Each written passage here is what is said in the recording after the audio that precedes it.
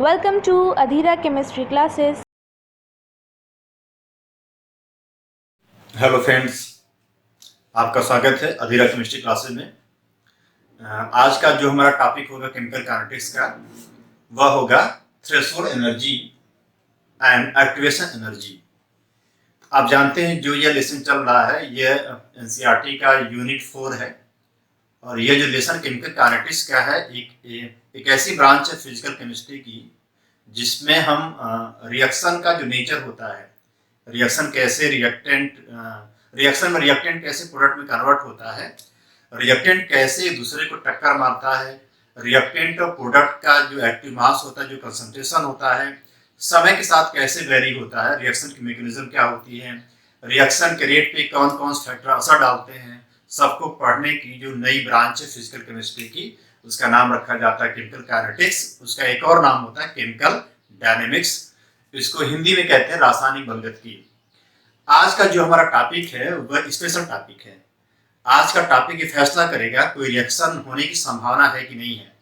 आप जानते हैं इस पूरे नेचर में, पूरी दुनिया भर में जो भी प्रोसेस होती है उस प्रोसेस को थर्मोडायनेमिक्स के आधार पर बांटा गया है दो क्लास में। एक क्लास होता है स्पॉन्टेनियस, एक होता है नॉन स्पॉन्टेनियस। स्पॉन्टेनियस को हम बोलते हैं फिजिबल रिएक्शन, मतलब ऐसी रिएक्शन जो इस नेचर में खुद हो सकती है, जो ऑटोनॉमस होती है, जिसके अंदर खुद आगे बढ़ने की नेचुरल टेंडेंसी होती है, उसे कहते हैं स्पॉन्टेनियस। और जो आगे नहीं बढ़ पाती है, जिसके लिए हमें फोर्स लगाना पड़ता है या कोई मशीन या डिवाइस पैदा करनी पड़ती है, उसे कहते हैं नॉन स्पॉन्टेनियस। इन दोनों बातों को ख्याल करके, इन दोनों बातों की मदद से हम समझाएंगे कि रिएक्शन होती कैसे है और रिएक्शन होने के लिए क्या क्या होना चाहिए। आप जानते हैं जब भी रिएक्शन होती है तो रिएक्शन में जो रिएक्टेंट के जो ओल्ड बॉन्ड होते हैं टूट जाते हैं और प्रोडक्ट के नए बॉन्ड का फॉर्मेशन करते हैं। जब तक रिएक्टिंग स्पीशीज का बॉन्ड टूटेगा नहीं तब तक रिएक्शन आगे प्रोग्रेस नहीं होती है। मतलब रिएक्शन को आगे बढ़ने के लिए यह अनिवार्य है कि रिएक्टेंट के मॉलिक्यूल अपने बॉन्ड को तोड़े। अब होता क्या है, जो भी रिएक्टेंट के मॉलिक्यूल होते हैं सबकी एनर्जी एक जैसी नहीं रहती है। अब जब सबकी एनर्जी एक जैसी नहीं रहती है तो सबका रैंडम मोशन भी एक जैसा नहीं रहता है, सबकी काइनेटिक एनर्जी भी अलग अलग होती है, सबकी वेलोसिटी अलग अलग होती है। इस आधार पर वैज्ञानिकों ने क्या किया है, जो रिएक्टेंट के मॉलिक्यूल होते हैं उनके एक्टिविटी के आधार पर उनको बांटा है दो क्लास में। एक होता है एक्टिव मॉलिक्यूल, एक होता है पैसिव मॉलिक्यूल। तो जो एक्टिव मॉलिक्यूल होते हैं वही रिएक्शन में इन्वॉल्व होते हैं। तो एक्टिव मॉलिक्यूल जो होते हैं उनकी एनर्जी चूंकि ज्यादा रहती है तो वे रैंडम मोशन करते रहते हैं। मोशन होते होते अगल बगल या एक दूसरे से म्यूचुअल कोलिजन करते हैं, टक्कर मारते हैं। मतलब रिएक्शन में एक्टिव मॉलिक्यूल रैंडम मोशन करके एक दूसरे से टकराते हैं, एक दूसरे को कोलाइड करते हैं। इस प्रकार की जो घटना होती है उसका नाम होता है कोलिजन। इस कोलिजन वाली बात को बताया था अर्हेनियस ने और इस आधार पे अर्हेनियस ने एक अच्छी थ्योरी दी जिसको हम रिएक्शन के मैकेनिज्म का कीनोस कहते हैं। उसका नाम रखा जाता है अर्हेनियस की कोलिजन थ्योरी। इसके जो पहले का वीडियो है उसमें मैंने अर्हेनियस की कोलिजन थ्योरी के सारे पोस्टुलेट्स के बारे में बातचीत किया था, बताया था कि अर्हेनियस की कोलिजन थ्योरी के हिसाब से रिएक्टेंट में इफेक्टिव कोलिजन कैसे होगा। तो इसी बात को हम आगे लेके आते हैं। तो मैंने कहा कि जो एक्टिव मॉलिक्यूल्स होते हैं, एक्टिव मॉलिक्यूल्स की ज्यादा काइनेटिक एनर्जी रहती है तो वह रैंडम मोशन होते होते एक दूसरे को कोलाइड करते हैं। अब कोलिजन भी दो टाइप का होता है। एक ऐसा कोलिजन होता है जिसके होने पर रिएक्शन आगे नहीं बढ़ती है, उस कोलिजन को रिकॉर्ड नहीं करते, उस कोलिजन को कंसीडर नहीं किया जाता है। और ऐसा कोलिजन जिसके होने पर रिएक्टिव मॉलिक्यूल अपने बॉन्ड को तोड़ देते हैं और रिएक्शन आगे बढ़ जाती है, रिएक्शन के लिए अकाउंटेबल या उत्तरदायी होते हैं, उनका नाम रखा जाता है इफेक्टिव कोलिजन। मतलब एक्टिव मॉलिक्यूल का इफेक्टिव कोलिजन ही रिएक्शन की प्रोग्रेस करेगा।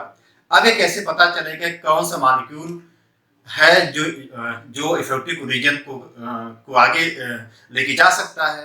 तो सभी मॉलिक्यूल के पास अगर किसी रिएक्टिंग स्पीशीज को कोलिजन करना है, इफेक्टिव कोलिजन करना है, तो उसके पास एक मिनिमम अमाउंट की एनर्जी होनी चाहिए। तो वह मिनिमम अमाउंट की एनर्जी जिसको रखने के बाद कोई भी रिएक्टिंग स्पीशीज इफेक्टिव कोलिजन कर सकता है और रिएक्शन आगे ले जा सकता है, उस मिनिमम अमाउंट एनर्जी का नाम होता है थ्रेशोल्ड एनर्जी। मतलब minimum amount of energy of reacting molecule by which they involve in effective collision and over the energy barrier is known as threshold energy. इसको हम देहरी ऊर्जा कहते हैं। मतलब किसी भी अभिकारक की वह कम से कम ऊर्जा जिसको रखने के बाद वह अभिकारक किसी भी इफेक्टिव कोलिजन को करके रिएक्शन आगे ले जाए, उसे कहते हैं थ्रेशोल्ड एनर्जी कहते हैं। ठीक है। कभी कभी ऐसा होता है कि बहुत सारे मॉलिक्यूल्स होते हैं, उनके अंदर एक्टिविटी रहती है, इफेक्टिव कोलिजन करते रहते हैं, लेकिन वह रिएक्शन को आगे लेके जा नहीं पाते हैं। इसका मतलब क्या, इफेक्टिव कोलिजन है लेकिन उनके पास जो है उतनी एनर्जी नहीं है जिससे रिएक्शन आगे बढ़े। तो उसमें हम क्या करते हैं, उसमें हम रिएक्शन को टेम्परेचर प्रोवाइड करते हैं। इस बात का भी उल्लेख है कि आप जानते हैं कि जो रेट ऑफ रिएक्शन होती है डिपेंड करती है टेम्परेचर पर। टेम्परेचर बहुत बड़ी भूमिका अदा करता है रिएक्शन के रेट पर। ये भी आप जानते हैं कि अगर टेम्परेचर इंक्रीज किया जाता है तो रिएक्शन की रेट बढ़ जाती है। हर 10 डिग्री सेल्सियस के टेम्परेचर के बढ़ जाने से रिएक्शन की रेट दोगुना हो जाती है। इस टेम्परेचर के रेशियो को हम टेम्परेचर कोएफिशिएंट कहते हैं। इस बात का भी उल्लेख किया था अर्हेनियस ने। तो होता क्या है, अगर किसी मॉलिक्यूल के पास थ्रेशोल्ड एनर्जी नहीं है तो वह इफेक्टिव कोलिजन नहीं कर पाएगा। तब हम क्या करते हैं, उस रिएक्शन को टेम्परेचर प्रोवाइड करते हैं, उसको हीट देते हैं। तो जैसे जैसे हीट मिलती जाती है रिएक्टेंट के मॉलिक्यूल का टेम्परेचर बढ़ता जाता है। एक समय ऐसा आता है वह एनर्जी को ले करके रिएक्टेंट के मॉलिक्यूल इफेक्टिव कोलिजन करने लगते हैं। इसका मतलब हो गया कि आपने उन्हें एनर्जी दे करके उस रिएक्टेंट मॉलिक्यूल को थ्रेशोल्ड एनर्जी तक पहुंचा दिया है। तो जो एनर्जी आप प्रोवाइड करते हैं जिसके नाते वह रिएक्टेंट मॉलिक्यूल एक्टिव हो जाता है, उस एनर्जी को एक्टिवेशन एनर्जी कहते हैं। एक्टिवेशन एनर्जी जो है आपके द्वारा दी गई एक्स्ट्रा एनर्जी है, मान the excess energy of molecule by which they involve in effective collision and over the energy barrier. तो जो आप देते हैं उसका नाम होगा एक्टिवेशन एनर्जी। जो उनके पास खुद है उनका नाम होता है रिएक्टेंट की अपनी खुद की एनर्जी। और एक्टिवेशन एनर्जी को देने के बाद अगर वह रिएक्शन इन्वॉल्व होने लगते हैं, इफेक्टिव कोलिजन करने लगते हैं, तो वह एनर्जी कहलाती है थ्रेशोल्ड एनर्जी कहलाती है।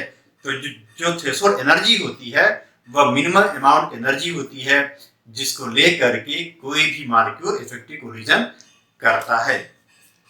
ठीक है। अब इसको समझने के लिए हम बताते हैं, मान लीजिए आपके पास एक वेसल है, एक बीकर है, और बीकर में एक रिएक्शन हो रही है।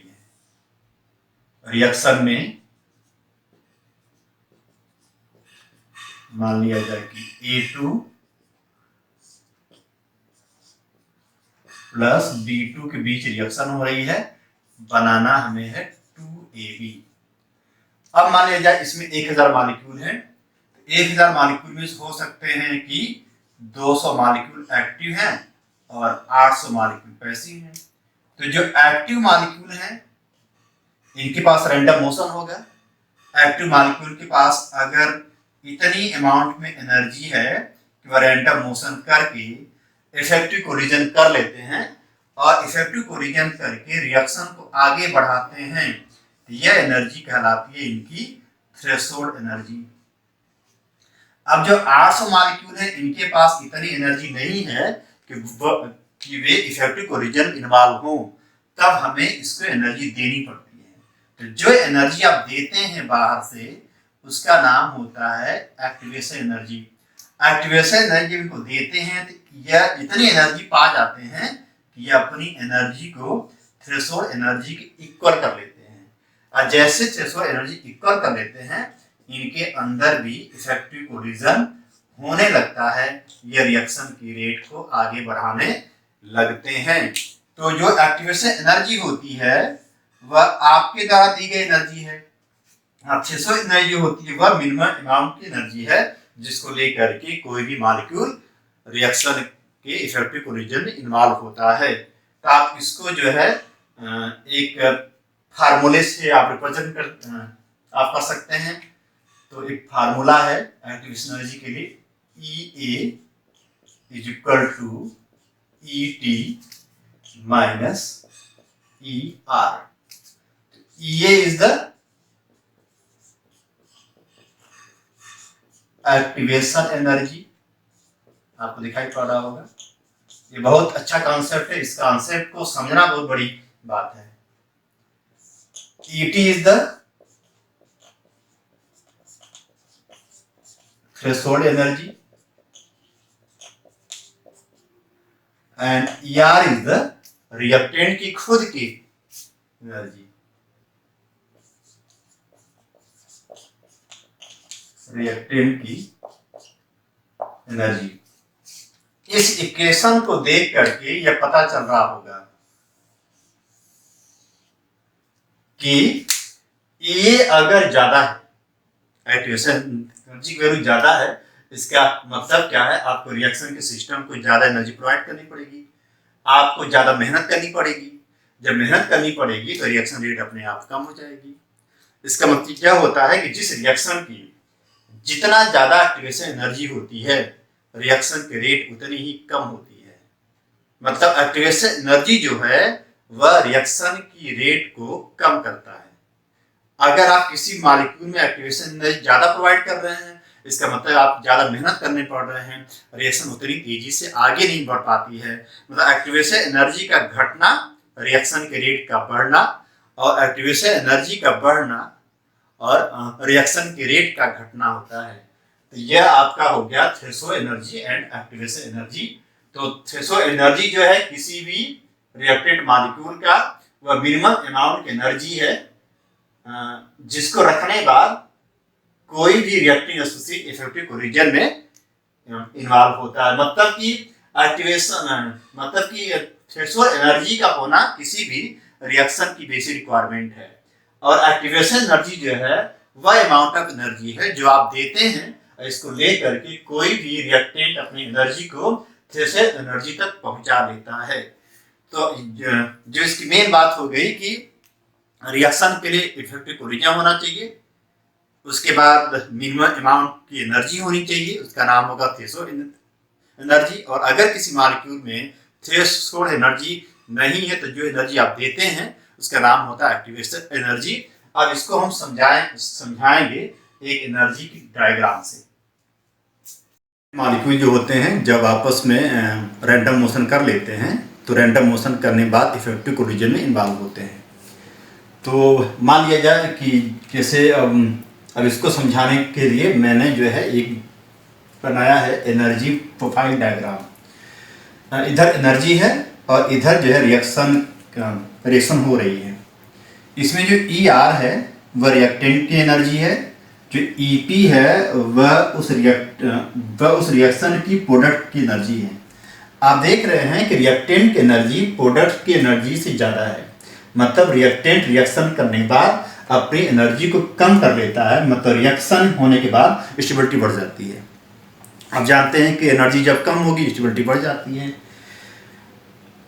रिएक्टेंट के जो रिएक्टिंग स्पीशीज होते हैं एक दूसरे को टक्कर मार करके अपनी एनर्जी, उनके पास इतनी एनर्जी होती है कि वह टक्कर मार सकें और इफेक्टिव कोलिजन में इन्वॉल्व हो सकें, बॉन्ड को तोड़ सकें।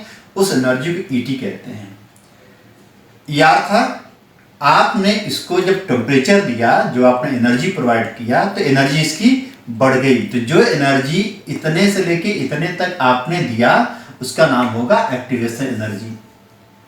और यह एक एनर्जी का बैरियर है। इस एनर्जी के बैरियर पर आते ही रिएक्टेंट के मॉलिक्यूल एक दूसरे को टक्कर मार के इफेक्टिव कोलिजन करते हैं, बॉन्ड को तोड़ देते हैं, फिर वो रिएक्शन करके प्रोडक्ट में कन्वर्ट हो जाते हैं और एनर्जी बाहर निकल जाती है। मतलब यह पूरी जो प्रोसेस है वो डेल्टा एच की वैल्यू क्या है? माइनस है। तो इसमें ET जो है वह थ्रेशोल्ड एनर्जी है। तो अगर किसी भी रिएक्टेंट के पास ET नहीं होगी तो वह एनर्जी बैरियर को पार नहीं करेगा और रिएक्शन आगे नहीं बढ़ सकती है।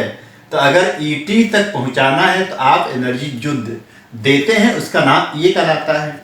अगर आपने एक्टिवेशन एनर्जी को कम दिया और कम देते ही वह ET को मिल गया, एनर्जी बैरियर को पार कर लिया, इसका मतलब क्या, रिएक्शन के लिए आपको मेहनत नहीं करनी पड़ी, मतलब एक्टिवेशन एनर्जी की वैल्यू कम है तो रिएक्शन अपने आप जल्दी आगे बढ़ जाती है।